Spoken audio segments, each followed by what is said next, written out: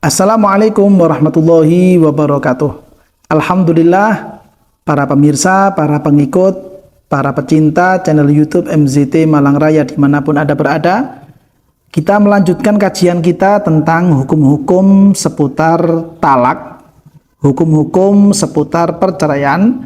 Setelah kita kemarin mengkaji dan membaca tentang seperti apakah yang disebut dengan talak sunni, yaitu artinya talak yang diperbolehkan.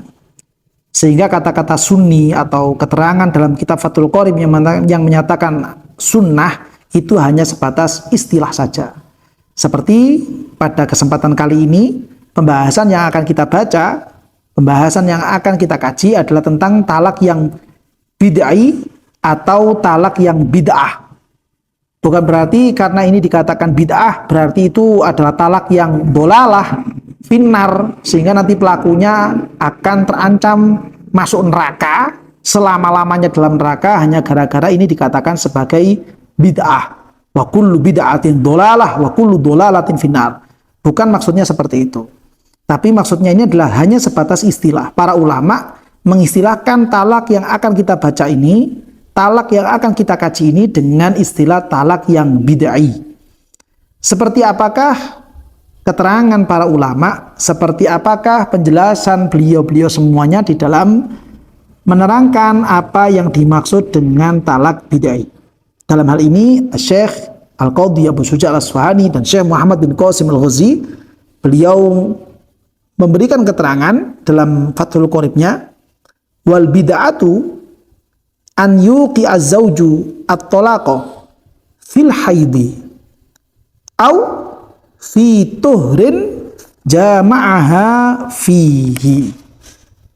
Yang dimaksud dengan talak bid'ai, yang dimaksud dengan talak yang dilarang oleh Allah Subhanahu wa taala walaupun talaknya ini tetap terjadi, yaitu ketika si suami ini menjatuhkan talak.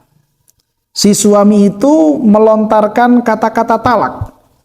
Entah kata-kata talaknya ini secara soreh atau kinayah dengan niatan menceraikan istrinya. Ya. Fil haidi, saat si istri itu dalam kondisi haid. Jadi si istrinya ini ketika dia masih dalam keadaan haid, lalu kemudian terjadi cekcok, bertengkar, lalu kemudian si suami itu memunculkan ungkapan-ungkapan cerai. Si suami itu memunculkan ungkapan-ungkapan talak. Maka talak yang dimunculkan oleh seorang suami seperti ini dikatakan sebagai talak yang bid'ai. Dan talak yang seperti ini merupakan talak yang diharamkan oleh syariatnya Allah Subhanahu wa taala, sehingga pelakunya atau suami ini dia mendapatkan dosa gara-gara dia memunculkan talak saat istrinya dalam keadaan haid. Walaupun talaknya tetap terjadi, talaknya tetap jatuh kepada istrinya, sehingga ketika misalkan si istri ini di waktu-waktu sebelumnya dia belum pernah ditalak sama sekali oleh suaminya, hanya baru saat itu saja, maka ini menjadi jatuh talak satu kepada si istri. Kalau seandainya si istri itu di masa-masa sebelumnya pernah ditalak oleh suaminya, dan itu terjadi satu kali, maka talak yang sekarang dimunculkan oleh suaminya menjadi talak yang kedua. Kalau misalkan di waktu-waktu sebelumnya si suami ini pernah 2 kali mentalak istrinya, maka talak yang sekarang muncul itu menjadi talak yang ketiga, atau biasa diistilahkan dengan sebutan talak bain kubro. Ini konsekuensi hukum ketika si suami itu memunculkan talak, walaupun talak yang dimunculkan saat si istri dalam keadaan haid. Menurut keterangan Syekh Baijuri dalam hasyiah beliau terhadap kitab Fathul Qorib, yang sama halnya dengan haid adalah ketika si istri dalam keadaan nifas. Jadi misalkan si istri ini baru saja melahirkan anaknya, lalu kemudian si istri ini masih dalam masa-masa nifas, entah karena apa si suami itu tiba-tiba memunculkan talak kepada istrinya. Maka talak yang dimunculkan ini masuk dalam kategori talak yang bid'ah. Talaknya tetap jatuh dan si suami mendapatkan dosa gara-gara dia melakukan talak yang bid'ah seperti ini. Ini gambaran yang pertama. Gambaran berikutnya, au fituhrin jama'aha fihi. Termasuk gambaran talak yang bid'ah adalah si suami ini memunculkan talak kepada istrinya dan si istri itu dalam kondisi suci, ya, si istri dalam kondisi suci, bukan dalam kondisi haid. Si istri dalam keadaan suci dikasih talak oleh suaminya, akan tetapi jama'aha fihi, si istri ini sudah dikumpuli oleh suaminya beberapa waktu kemarin saat si istri dalam keadaan suci. Jadi maksudnya misalkan si istri ini masuk pada masa-masa suci. Ketika si istri masuk masa-masa suci, si suami melakukan hubungan badan dengan istrinya. Setelah melakukan hubungan badan, entah nantinya, besoknya, lusanya, yang mana istri masih dalam keadaan suci ini tiba-tiba ditalak oleh suaminya. Maka talak yang seperti ini masuk dalam kategori talak yang bid'ah. Walaupun talak itu muncul dalam kondisi sucinya si istri. Namun karena si suami itu telah melakukan hubungan badan dengan istrinya di masa suci tersebut, maka ini tetap masuk dalam kategori talak yang bid'ah. Begitu juga sebagaimana yang di video sebelumnya telah kita singgung, berangkat dari keterangannya Syekh Al-Bujairami, termasuk bentuk talak yang bid'ah adalah ketika si suami mentalak istrinya di masa-masa akhir suci si istri. Jadi ketika istri itu masuk di masa-masa akhir, dia hampir saja akan memasuki masa-masa haid, si suami memunculkan talak kepada istrinya. Maka talak yang seperti ini masuk dalam kategori talak yang bid'ah. Artinya talak ini adalah talak yang diharamkan oleh syariatnya Allah Subhanahu wa taala, walaupun talaknya tetap terjadi. Ini penting untuk dipahami oleh banyak kalangan, terutama mereka-mereka yang telah mengarungi bahtera rumah tangga. Lebih tajam daripada itu, lebih mengerucut dari keterangan barusan, yaitu apa yang disampaikan oleh Syekh Baijuri dalam hasyiah beliau, begitu juga yang disampaikan oleh Syekh Bujairami dalam hasyiah beliau terhadap kitab Iqna. Dalam hal ini masuk dalam kategori talak yang bid'i adalah ketika si suami itu mentalak istrinya dalam kondisi sucinya istri. Jadi istrinya tidak dalam keadaan haid. Dan si suami pun juga tidak melakukan hubungan badan sebelumnya. Namun walaupun tidak melakukan hubungan badan, ternyata si istri itu telah memasukkan air maninya si suami ke dalam farjinya si istri. Jadi artinya si istri ini sudah masuk pada masa suci. Ya, si istri masuk masa suci. Ketika si istri masuk masa suci, si suami ini tidak melakukan hubungan badan. Namun si istri itu memasukkan maninya si suami ke dalam farjinya. Lalu ketika mani ini sudah masuk, tiba-tiba si suami memunculkan talak. Di saat istrinya dalam keadaan suci dan setelah memasukkan mani suami ke dalam farjinya si istri. Ini juga termasuk dalam kategori talak yang bid'ah. Termasuk juga lebih mengkerucut dari itu semuanya, sebagaimana yang disebutkan oleh Syekh Baijuri dalam hasyiah beliau, yang dimaksud dengan menggauli si istri ini bukan hanya menggauli dari kubul si istri. Seandainya saja ada seorang suami yang dia itu menggauli istrinya dari duburnya. Walaupun hal ini adalah dilarang sebenarnya, sebagaimana si suami itu menggauli istrinya dalam keadaan haid. Seandainya saja ada suami ini menggauli istrinya melalui dubur. Lalu setelah menggauli istrinya dari dubur, tidak menggauli dari kubulnya, dari dubur saja. Lalu kemudian si suami ini mentalak istrinya, maka talak yang dimunculkan masuk dalam kategori talak yang bid'ah. Kenapa demikian? Karena menggauli istri melalui jalur belakang itu sama seperti menggauli istri dari jalur depan. Nah, ini merupakan hal yang penting untuk diketahui, merupakan hal yang penting untuk difahami, supaya kita tidak sampai melakukan hal-hal yang dilarang oleh Allah Subhanahu wa Ta'ala dan juga tidak diinginkan oleh Gusti Kanjeng Nabi Muhammad Sallallahu Alaihi Wasallam.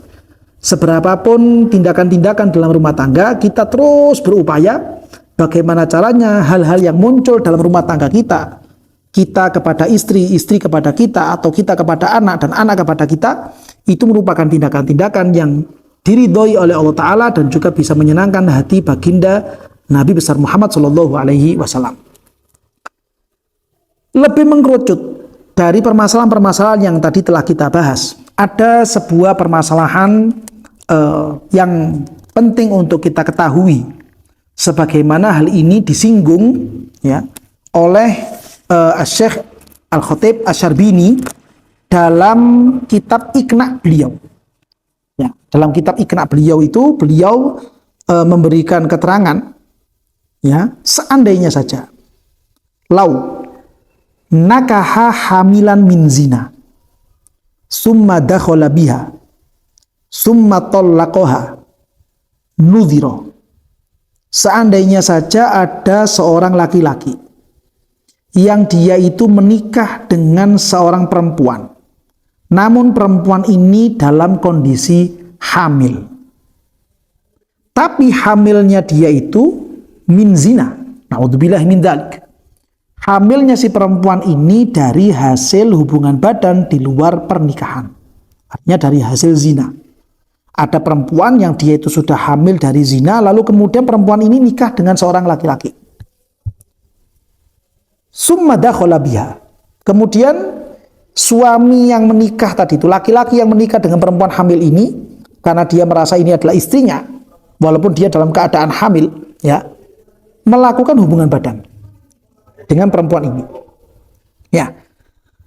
Summa talaqaha. Lalu kemudian si laki-laki ini, si suami sahnya ini mentalak perempuan tersebut. Padahal perempuan ini masih dalam keadaan hamil. Bagaimana? Nudhira. Menurut keterangannya Syekh Khatib Asy-Syarbini, beliau mengatakan nudhira, dilihat dulu. Ada rincian-rincian di situ. Bagaimana? Illam tahid, seandainya kemudian perempuan itu tidak haid. Artinya ketika talak ini muncul, si perempuan ini tidak dalam keadaan haid. Ya, dan memang rata-rata kebanyakan orang perempuan dalam keadaan hamil itu tidak mengalami masa-masa haid. Ya. Rata-rata orang perempuan itu ketika dia hamil, ketika dia mengandung, dia tidak mengalami masa-masa haid. Jarang sekali ada orang perempuan yang dia itu ketika mengandung, lalu kemudian dia mengalami masa-masa haid di saat dia mengandung. Jarang sekali. Kebanyakan rata-rata yang banyak kita temukan di sekeliling kita, orang perempuan ketika dia itu masuk masa-masa hamil, dia tidak mengalami masa haid. Lah kata beliau, ilam tahid, seandainya perempuan yang hamil dari hasil zina tadi itu, entah zina ini dengan laki-laki lain yang tidak menikah di hari berikutnya, atau zina ini dengan laki-laki yang kemudian di hari berikutnya menikahi dia. Walhasil hamilnya dia ini, bayi yang ada di perutnya si perempuan ini adalah bayi dari hubungan di luar pernikahan.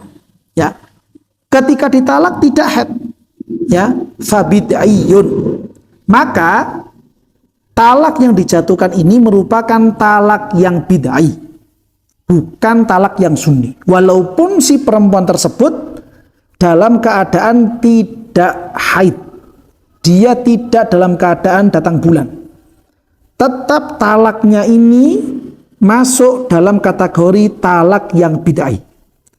Alasannya apa? Alasannya li'annaha la tashra'u fil iddah illa ba'dal wada'i wan nifasi.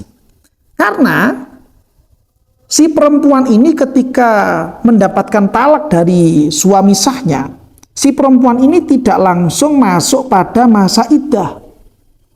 Kenapa demikian?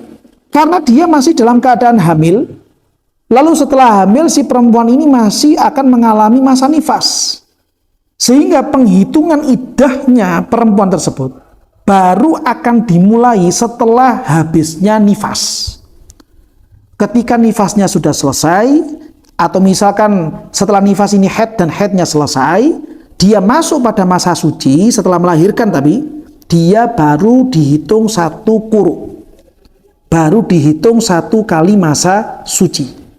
Sehingga secara otomatis penghitungannya ini akan menjadi lebih panjang, penghitungannya ini akan menjadi lebih lama.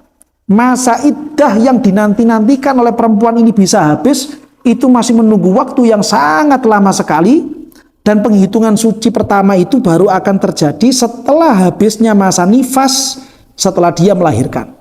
Ketika suci pertama ini baru 1 kali suci, dia harus mengalami haid lagi, lalu kemudian masa suci berikutnya itu baru dihitung yang kedua, dia masih akan mengalami haid lagi, lalu kemudian dia masuk masa suci lagi, baru ini dikatakan sebagai suci yang ketiga. Baru setelah suci yang ketiga inilah kemudian, jika sudah selesai masa suci yang ketiga, habis masa iddahnya. Ini secara otomatis akan memperpanjang masa iddah yang harus dilampaui, harus dilakukan oleh perempuan tersebut.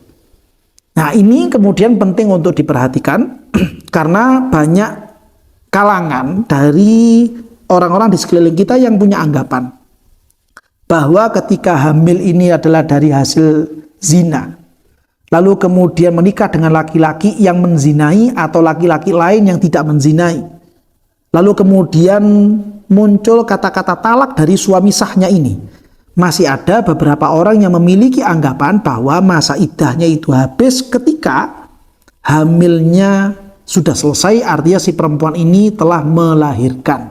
Padahal dalam kasus yang seperti ini tidak seperti itu. Ini berbeda dengan laki-laki yang mentalak istrinya dalam keadaan hamil, tapi hamilnya dari suami yang sah tersebut. Ini kasusnya beda lagi. Karena apa? Karena hamil ini bukan dari laki-laki yang sah sebagai suaminya. Sehingga itu akan menyebabkan munculnya masa iddah yang sangat lama sekali yang harus dilewati oleh perempuan-perempuan tersebut. Oleh karena itu, para pecinta, para pengikut, para pemirsa channel YouTube MZT Malang Raya, salah satu faedah, salah satu hikmah kita mengikuti kajian-kajian seperti ini, atau kita hadir pada majelis-majelis ilmu yang membahas tentang munakahat seperti yang kita lakukan saat ini, akan memunculkan banyak informasi, akan memunculkan banyak pengetahuan.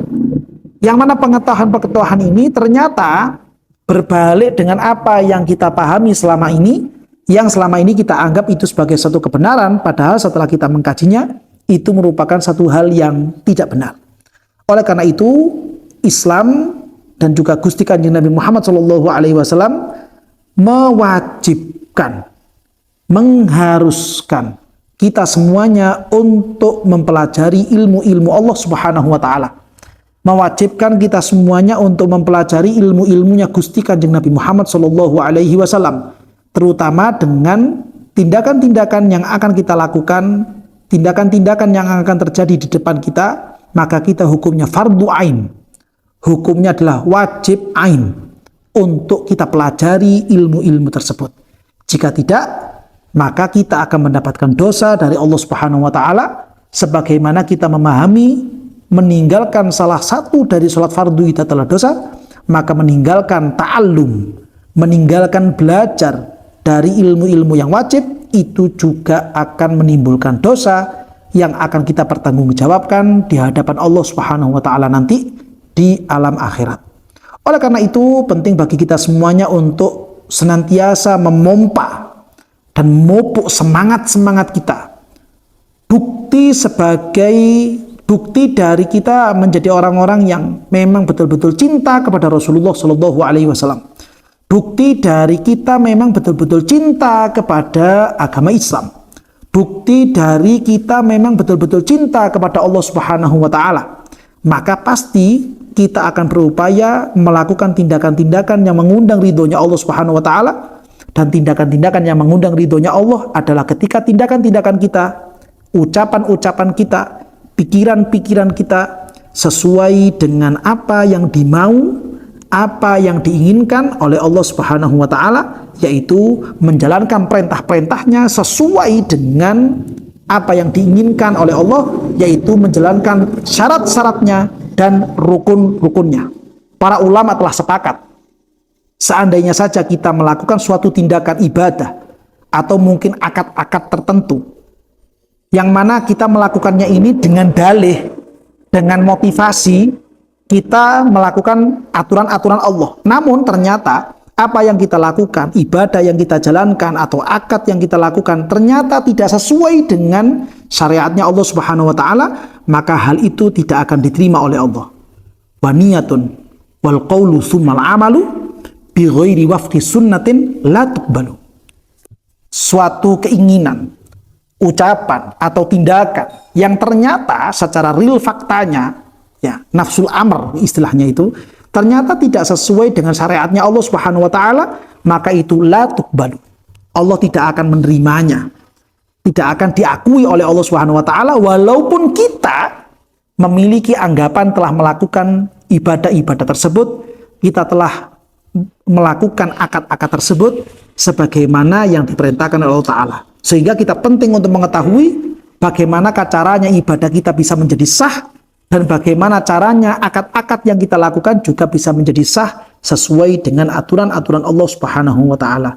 Mudah-mudahan kita semuanya dan keluarga kita senantiasa dibuka hatinya oleh Allah taala untuk bisa semakin dekat kepada Allah dengan jalur mempelajari ilmu-ilmu Allah dan juga mempelajari ilmu-ilmu Gusti Kanjeng Nabi Muhammad sallallahu alaihi wasallam, sehingga kita bisa mendapatkan ridho dari Allah dan kita juga mendapatkan senyuman indah, pandangan yang indah dari bintang kita, idola kita, kekasih kita, Gusti Kanjeng Nabi Muhammad sallallahu alaihi wasallam. Amin ya rabbal alamin.